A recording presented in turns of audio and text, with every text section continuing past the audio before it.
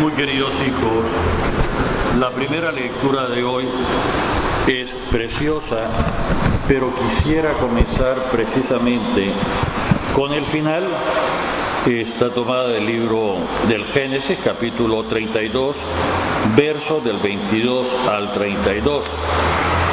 Y al final nos dice: por eso los israelitas no comen hasta el día de hoy el nervio del muslo.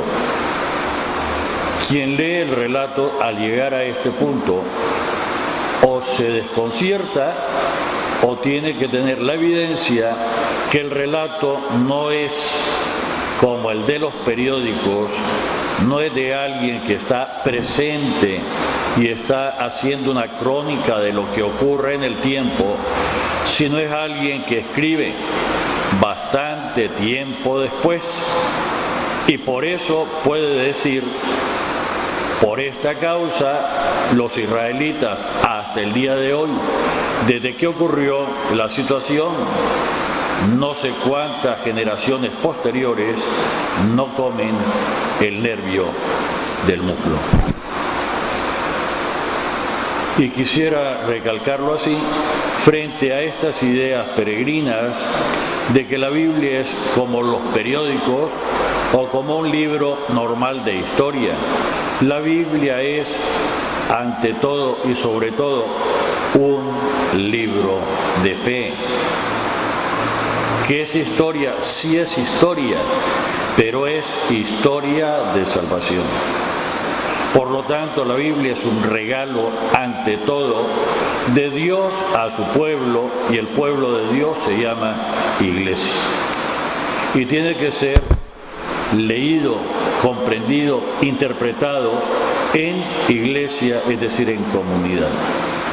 Por lo tanto, las explicaciones de la Biblia adquieren una dimensión especial y auténtica cuando se produce esta interpretación, precisamente por quien es el cabeza de la iglesia, es la autoridad de la iglesia, o quienes con licencia, con autorización y reconocimiento de esta autoridad de la iglesia lo hacen.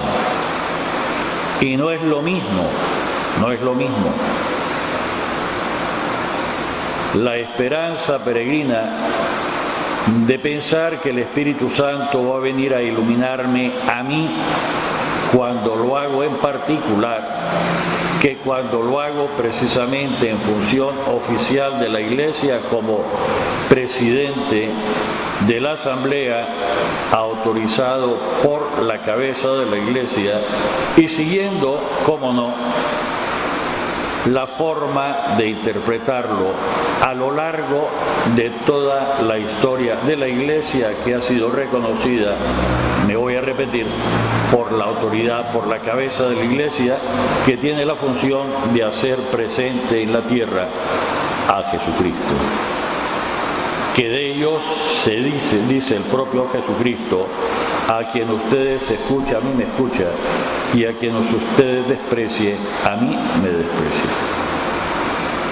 Nos encontramos, por lo tanto, con un pasaje que es toda una confesión de fe y que encierra una enseñanza que tiene que ser descifrada, traducida, para después aplicarla en nuestra propia existencia. Nos va a llamar la atención que en este momento de la etapa de un conocimiento muy rudimentario de Dios, saben que nuestro conocimiento de Dios ha ido aumentando, nuestra conciencia, hasta que llegue el momento culminante y la comprensión del mensaje se va profundizando en la iglesia, va aumentando nuestra capacidad para precisar los detalles y ver más profundamente lo que Dios dice al hombre en aras a su salvación. Nos dice que Jacob se lleva a sus dos esposas. Para los que piensen que el matrimonio monógamo, un solo hombre y una sola mujer, es pasado de moda, es retro. No, es una novedad que entra dentro del mundo.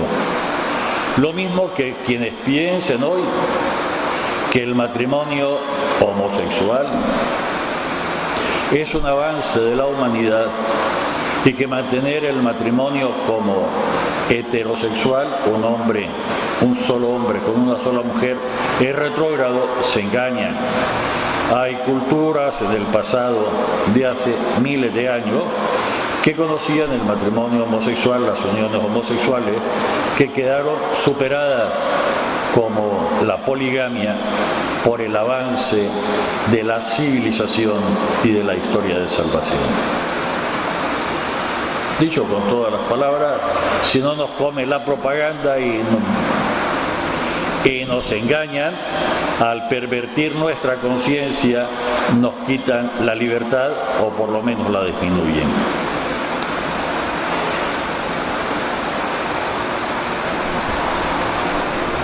Y resulta que en el paso de un río, Jacob, que recuerdan que significa el tramposo, el engañador, el sablista, se pone a pelear con una persona que él no sabe quién es y pelea fuertemente con él.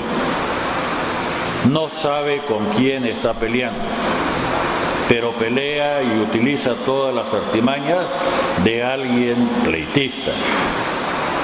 Y este personaje que pelea contra Jacob llega un momento en que le hiere la pierna, se la desengaja, le afecta el nervio del fémur. Y le dice este personaje que ha estado peleando contra el propio Dios. Por lo tanto, le va a cambiar el nombre a Jacob de engañador, de tramposo, de mentiroso, de sablista, a Israel. Israel significa el que lucha en contra de Dios. Y si estamos en los patriarcas, en el origen del pueblo de Israel, prehistoria, reiteramos de que el pueblo de Israel no se forma sino hasta después de la salida de Egipto, y va a consolidarse y va a tener la identidad como tal hasta en tiempo del rey David, más concretamente en tiempo de Salomón. Todo lo demás que hay es una prehistoria, una formación que dura muchos siglos, ciertamente, y que es releída en tiempo de Salomón como que si fuese algo actual y presentada como un pasaje simple de historia, sin poner de manifiesto, para no quitarnos la libertad, que más bien está como cifrado el mensaje de salvación para nosotros. Lo veíamos, me repito, con lo primero que dijimos de este pasaje. Pues bien, es característico del pueblo de Israel luchar constantemente contra Dios. El que es formado para ser ejemplo de todos los pueblos y por lo tanto tendría que ser el que se porta bien y ser ejemplo de fidelidad al Señor, es precisamente ejemplo de todo lo contrario de lo que se tiene que hacer. Y la historia de Israel es un constante luchar contra Dios, es un constante desobedecerlo, es un constante, diríamos nosotros, una historia de pecado con algunas luces en algún momento, y para que se cumpla la ley, la excepción es el resto fiel que se va conformando hasta que se llega al momento culminante de la historia de la humanidad, la plenitud de los tiempos, que este resto fiel ha llegado a la expresión máxima en la humanidad de fidelidad, y esta expresión máxima de fidelidad lo conocemos con el término muy técnico de virgen, y si es fidelidad permanente, la siempre virgen, tan fiel que es posible que le dé su carne y su sangre para la encarnación de la segunda persona de la Santísima Trinidad. Esa carne y esa sangre que nos une a todos con Jesucristo en la comunión, y esa sangre derramada por nosotros que nos salva incluso de nuestros pecados. Ciertamente que está unida en la persona de Jesucristo con una unión hipostática a la naturaleza divina de Jesucristo, pero no le quita que esa carne que nos une en comunión está proporcionada total, completa y absolutamente por la Virgen María, y esa sangre derramada por nosotros que nos libra de nuestros pecados está proporcionada total, única y exclusivamente por María, la Virgen Madre del Señor. Si esto lo meditaran, lo comprendieran tan evidente como es, los que presumen ser especialistas de la Biblia en contra de nosotros que nos dicen que no la estudiamos y que no la leemos, bastaría para que se convirtieran de sus errores, los que tienen aún, y regresaran a la casa única del Padre, al seno de la única Iglesia de Jesucristo. No es necesario que diga cuál es. ¿Qué nos enseña este pasaje a nosotros? No en la caracterización del pueblo de Israel. ¿Qué nos enseña a nosotros? Que tantas veces nos ocurre también a nosotros que peleamos frontalmente contra Dios. Ay, Padre, es que si yo supiera que Dios, por ahí radica parte de nuestro pecado. El no saberlo reconocer. Más aún, ¿y por qué tantas veces no reconozco al Señor?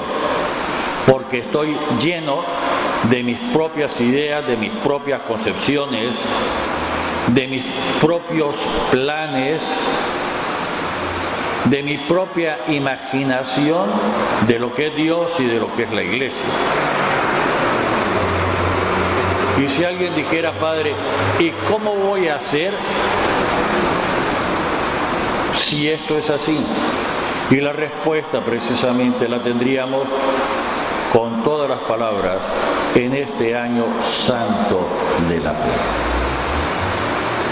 A algo se refiere el Papa Francisco en su encíclica, porque para variar esta concepción, esta fantasía que a veces nos hacemos, o para depurar las posibles infecciones que hay en nuestra concepción, está el Catecismo de la Iglesia Católica, como no el único, sino como un instrumento eficaz y excelente para conocer intelectualmente a Jesucristo y conocer intelectualmente qué es la Iglesia, y por lo tanto hacer la corrección necesaria a mi forma de pensar, a mi conciencia, de la cual va a depender mi forma de hablar y mi forma de actuar. Y no se equivocaba el Papa Benedicto XVI, actualmente emérito, cuando a la par del catecismo nos decía que había que repasar o estudiar, si es la primera vez, los documentos del Concilio Vaticano II. Y no es una exageración que para nosotros los nicaragüenses es documento de referencia obligado, no sustituto, nuestro segundo concilio provincial. Y en nuestro segundo concilio provincial tenemos el diagnóstico área por área especializada de qué eran los principales males que veíamos, tenemos la iluminación doctrinal de por dónde hay que caminar, y finalmente las disposiciones como obligación o como exhortación. Padre, pero eso fue hace ya 20 y pico de años, sí, pero sigue siendo vigente, sigue siendo, tiene valor, no solo de análisis, sino para ubicarnos sobre todo en nuestro conocimiento intelectual de por dónde caminar. Y para nosotros que vivimos en la diócesis de León, adquiere entonces una importancia peculiar el conocimiento, para ponerlo en práctica, de los mandatos del segundo sínodo diocesano. Yo lamento que no se hayan puesto las constataciones y la iluminación doctrinal. No obstante, con reducirnos a lo que tenemos que hacer, por dónde tenemos que caminar, por dónde tenemos que actuar, es un avance fuerte que nos va a permitir, lo decía el señor obispo en nuestra asamblea del clero, no para quedarse estancado en esa etapa, sino para entrar con mayor profundidad, mayor conciencia en nuestra propia realidad e ir proponiendo, si fuese necesario, los ajustes o la profundización a esos puntos, pero por lo menos cumpliendo los puntos esenciales. Y no se equivocaba. El señor obispo, cuando puso de primer documento, de primera obligación, de primer mandato, nuestra identidad diocesana. Y a veces podemos perdernos en que soy miembro de la iglesia, y una iglesia que es universal, que abarca todos los tiempos, todas las razas, todas las culturas, no solo en el pasado, sino también en el futuro, no solo los que estamos o vamos a estar sobre la tierra, sino también de la parte que ya es gloriosa y que está en el cielo. Es ver la parte de los que caminamos, que peregrinamos desde el departamento de León, departamento de Chinandegui, municipio de San Nicolás de Estelí, hacia el Padre, en esta iglesia particular, en la que vivimos, somos, existimos, nos movemos, y en la que tenemos que santificarnos y ser para los demás una ayuda en su salvación, transformando además todas las cosas que están malas, no solo al interior de las estructuras de la iglesia, sino también de las estructuras en las cuales existimos, incluyendo la social, la económica y la política.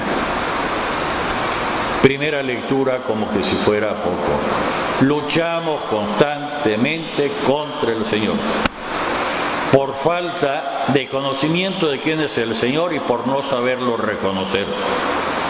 Quien, por ejemplo, no acepta en su historia que el Señor le ha regalado una enfermedad, como a Pablo, que no le impide cumplir su misión.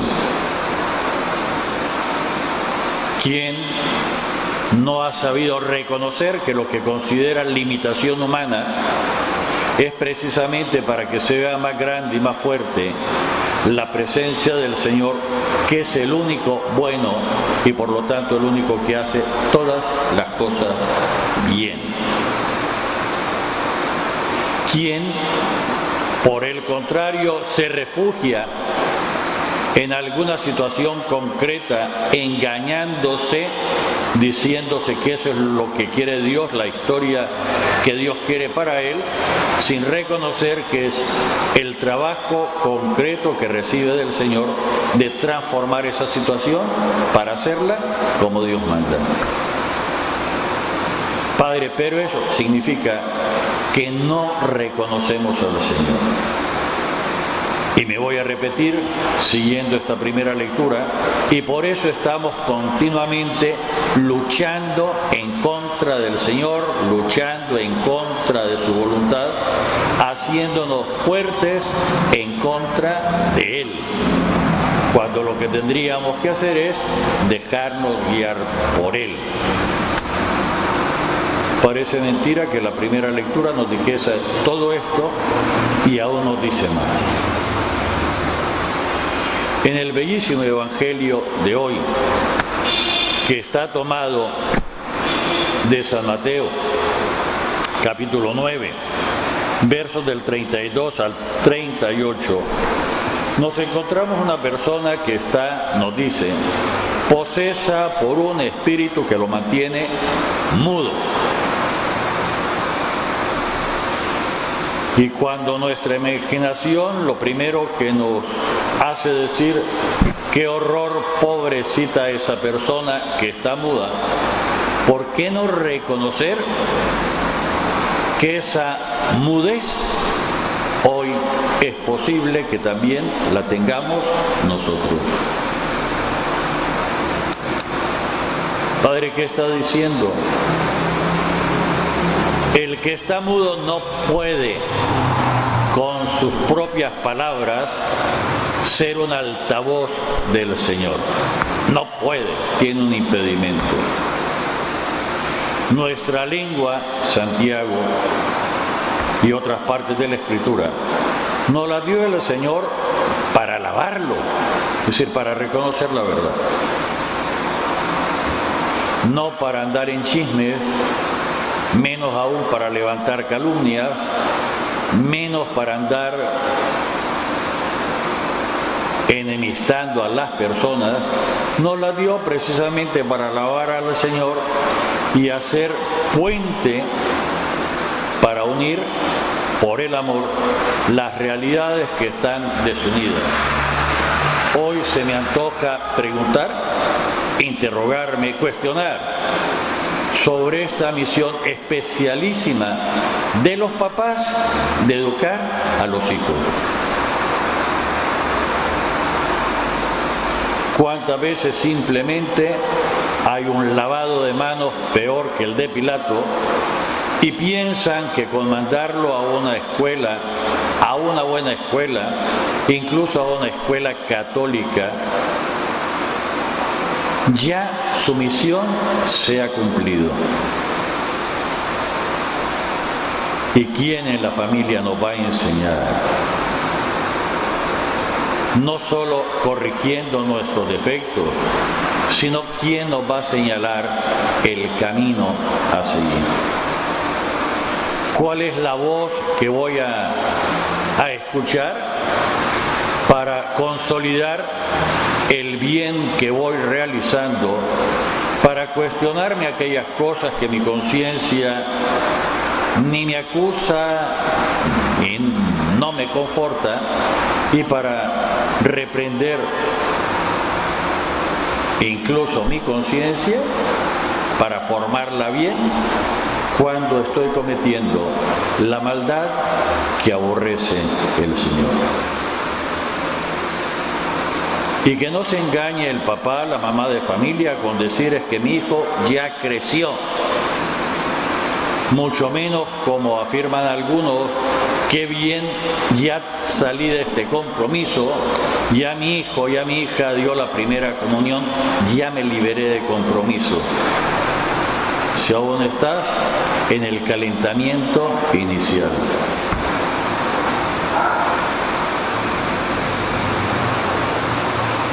Esta voz paterna, materna, está como muda y hay que liberarla.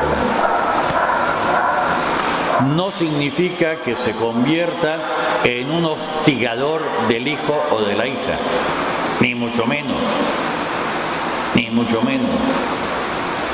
No esa fuerza,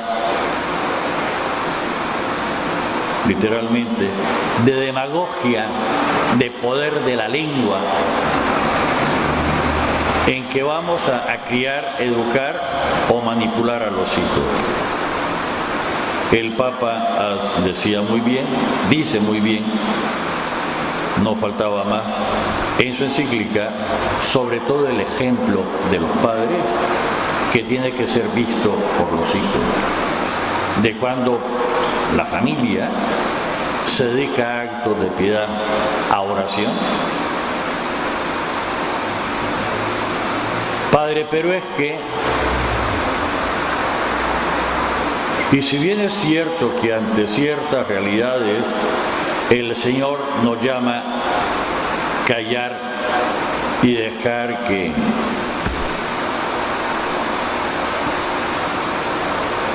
ante otras el Señor exige nuestra palabra. Padre, pero nuestra palabra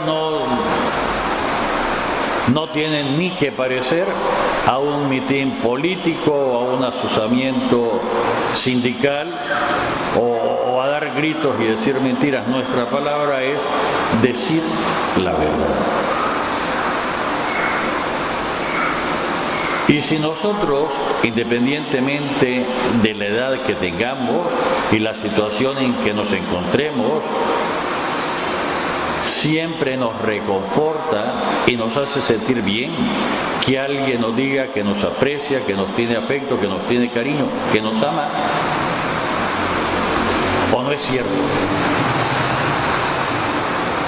También aquí hay una función de la lengua, que es posible que un mal espíritu me la tenga muda, de expresarle al esposo, a la esposa, a los hijos, a las personas de la familia, mi cariño, mi afecto, mi agradecimiento. Y recordarme no solo a mí, sino recordar a los demás el infinito amor de Dios. Padres que algunas veces significa que tenemos que mantener afinado, bien conectado, no solo el micrófono con el amplificador y los parlantes, para que nos llegue con nitidez el esplendor de la verdad.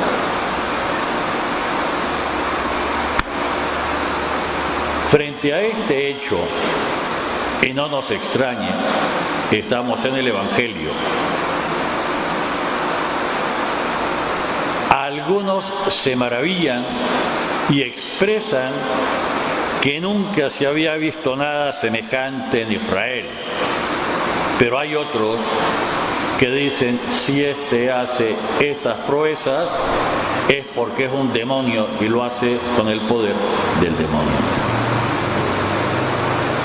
No hay nada ni en la iglesia ni en los actos externos de Dios que nos quite la libertad, de tal forma que no podamos decir lo contrario a reconocer y proclamar la verdad. Por eso es tan importante tener una conciencia clara, bien formada, con una doctrina firme a la cual podemos acudir frente a ciertos puntos que nos cuestionan y de alguna forma exigen nuestro juicio. ¿Y cómo voy a tener una conciencia clara, bien formada, sólida, si no es en base al estudio del catecismo? No es el único instrumento, ciertamente, pero es un excelente instrumento que me clarifica, incluso intelectualmente, de por dónde anda Dios y por dónde no anda. Un estudio auténtico del catecismo me va a llevar a la oración. ¿Cómo no rezar antes de abrir el libro para que el Señor me ilumine y me guíe? ¿Y cómo no rezar después para pedirle al Señor que permita que eso que he estudiado, esas verdades, se hagan realidad en mí? Voy a repetir otra de las ideas centrales del Papa Francisco en esta encíclica. Y cómo no sentir, incluso intelectualmente, la necesidad de la fraternidad real, es decir, de mis hermanos, es decir, de la Iglesia. Padre, ¿qué estás diciendo? Ideas básicas. Cuando reconozco de que soy hijo de Dios, no soy el hijo único, soy parte de una familia, la familia de los hijos de Dios. Luego, aquello que decimos, la sangre llama a la sangre, el espíritu llama al espíritu, para reconocerme con los demás y cómo no ansiar reunirme para actuar los misterios de la salvación, sacramentos, e incluso de profundizar mi conocimiento intelectual, o para orar, que forma también de conocer al Señor. Al final del Evangelio de hoy el Señor repite: